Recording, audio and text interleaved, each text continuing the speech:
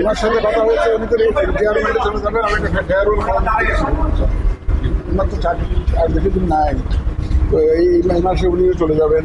উনি work together, একসাথে কাজ করেছি, সেখানে ওনার সাথে একটা ফেয়ারওয়েল কলের মতো, এটা একটা কার্টিসি কল আছে না একটা, এটা ফেয়ারওয়েল কলটা করতে আসলাম ওনার সাথে, অন্য কোনো বিষয় না।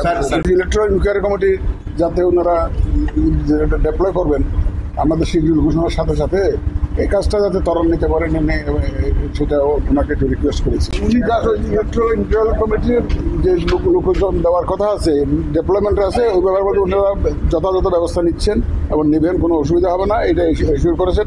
আর কোনো মামলা নিয়ে কোনো আলাপ করেন না।